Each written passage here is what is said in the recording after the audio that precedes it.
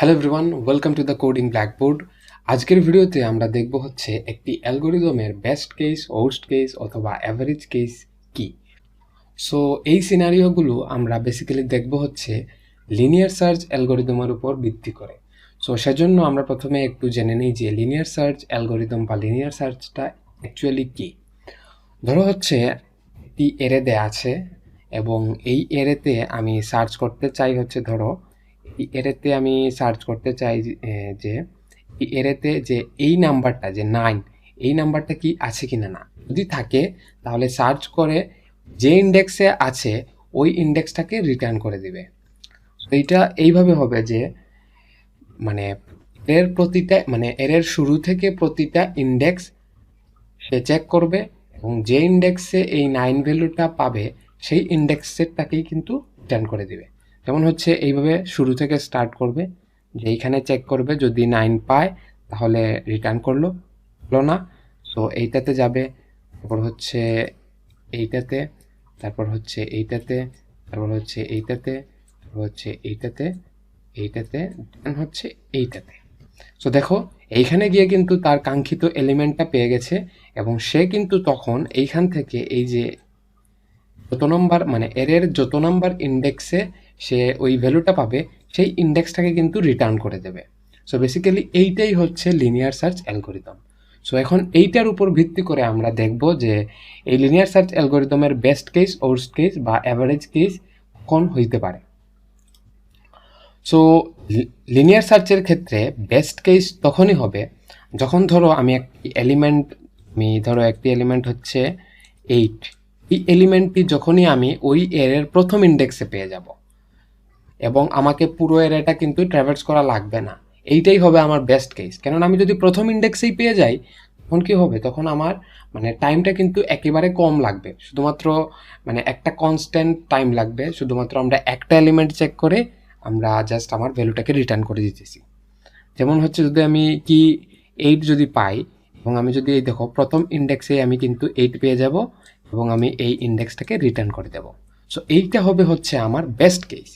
দেখো বেস্ট কেসে আমি যেহেতু প্রথম ইন্ডেক্সে একটা মাত্র কম্প্যারিজন করার মাধ্যমেই আমি আমার আনসারটা পেয়ে গেছি।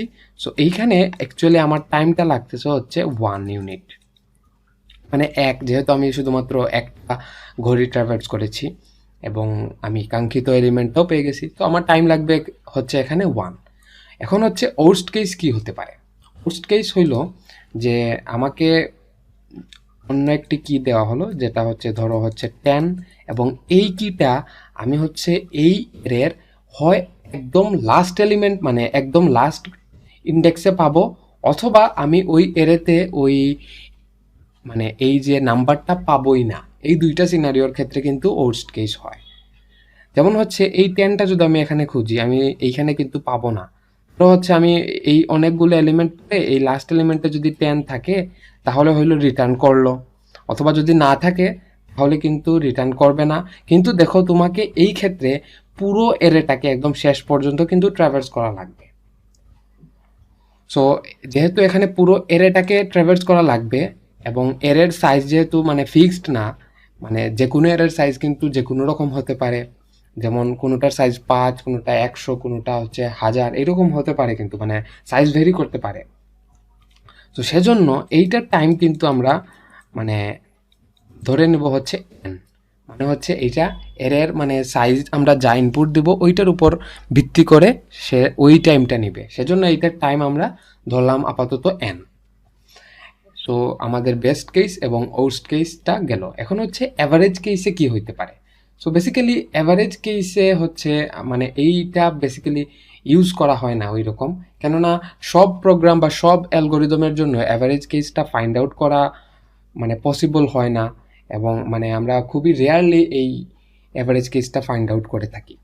সো এইখানে আমরা যদি এই প্রবলেমের জন্য অ্যাভারেজ কেসটা ফাইন্ড আউট করি, সো অ্যাভারেজ কেসের টাইমের জন্য আর কি একটা ফর্মুলা আছে, যে অ্যাভারেজ কেস টাইম অ্যাকচুয়ালি কতটুকু লাগে সেইটার জন্য হচ্ছে যে প্রত্যেকটা পসিবল কেস টাইমকে নাম্বার অফ কেস দ্বারা ভাগ দিতে হবে। এখন হচ্ছে যে প্রত্যেকটা পসিবল কেস টাইম কি আর নাম্বার অফ কেসেস বাকি আমরা একটু দেখি। সো দেখো আমি ধরো একটা এলিমেন্ট সার্চ করতে চাচ্ছি হচ্ছে ইকুয়াল টু ধরো হচ্ছে 100। এখন এই এলিমেন্টটা মানে এই ডাটাটা বা এই নাম্বারটা আমার যেহেতু অ্যাভারেজ কেস, সো হয় প্রথম ইন্ডেক্সেও পেতে পারি, অথবা লাস্ট ইন্ডেক্সেও পেতে পারি, অথবা নাও পেতে পারি। যেহেতু অ্যাভারেজ বলতেছে, যদি বেস্ট হইতো তাহলে প্রথম ইন্ডেক্সেই পেতাম। যদি বলতো হচ্ছে যে ওর্স্ট কেস, হয় আমি লাস্ট ইন্ডেক্সে পেতাম অথবা পেতামই না।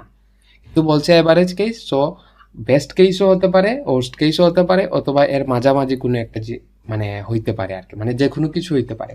সো আমাকে এখানে কি করতে হবে, প্রতিটা পসিবল কেসের টাইমগুলোকে আমার যোগ করে ওই মানে টোটাল যতটা কেস আছে ওই কেস দিয়ে ভাগ দিতে হবে। দেখো এখানে আমার প্রথম কেস কি হইতে পারে, যে আমি প্রথম ইন্ডেক্সে পেয়ে যাব।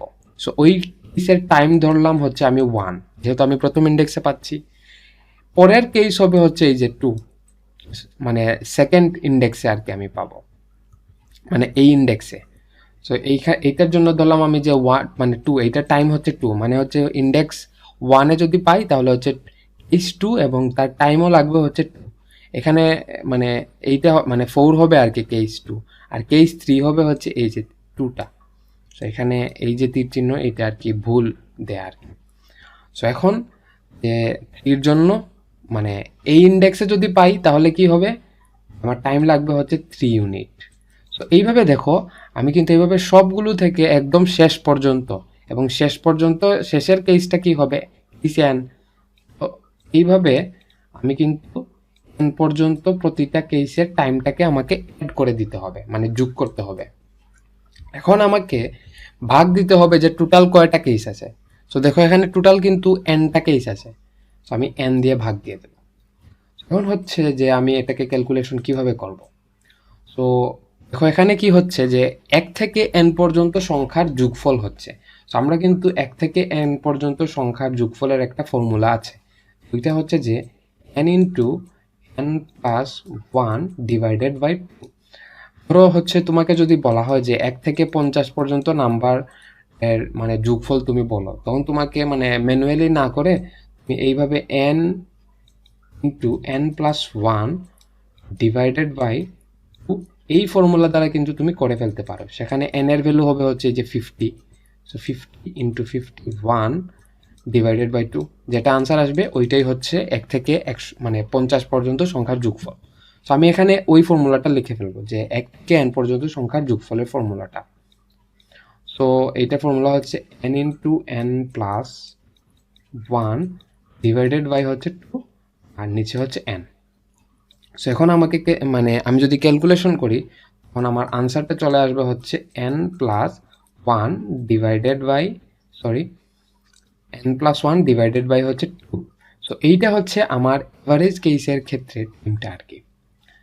এখন আমরা একটু দেখে নিই যে আমরা তো টাইমের ফাংশনগুলো পেয়েছি, একটু আমরা টাইমকে আমরা মানে প্রকাশ করিনি, টাইম কমপ্লেক্সিটিটা আমরা একটু দেখে নিই। টাইম কমপ্লেক্সিটি দেখার জন্য আমরা প্রথমে বেস্ট কেসেরটা দেখি, যে বেস্ট কেসের আমার টাইম পেয়েছিলাম হচ্ছে 1।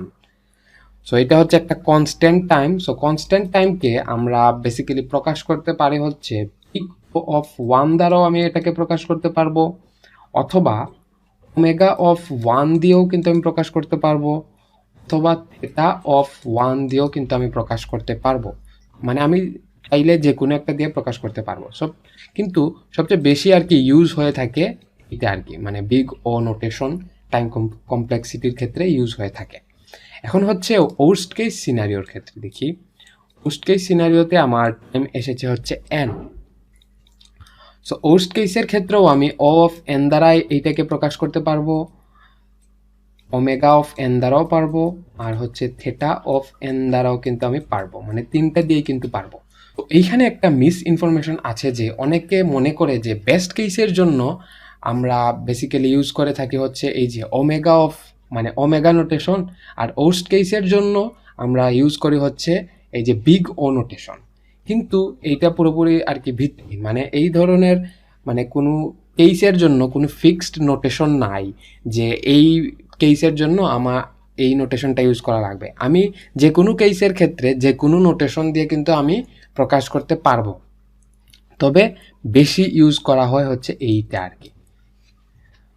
তো এখন এভারেজ কেসের কথা যদি বলি, এভারেজ কেসের আমার এটা আসছিল হচ্ছে n+1/2। আমি যদি লিখি যে n+1/2, তো এইটাকে কিন্তু আমরা প্রকাশ করতে পারি কি দ্বারা, যে বিগ অফ এন দ্বারা, মানে বিগ অফ এন, মানে আগের মতোই আর কি, সবগুলো দিয়ে আমি প্রকাশ করতে পারবো। তো এখানে কেন বিগ অফ মানে এন কেন আসলো, দেখো আমরা কি করব, আমরা হচ্ছে কনস্ট্যান্ট টার্মগুলোকে আমরা মানে বাদ দিয়ে দেবো, এবং আমরা শুধুমাত্র যে আমার যেটার ভিত্তিতে আমার চেঞ্জ হতে পারে শুধুমাত্র ওইটাকে আনবো। যেমন আমার এখানে এনটা শুধুমাত্র এখানে চেঞ্জ হবে, ওই এনটাকে নিয়ে আমরা এখানে এনেছি। তো এই ছিল হচ্ছে বেস্ট কেস, ওর্স্ট কেস এবং অ্যাভারেজ কেসের নিয়ে আলোচনা।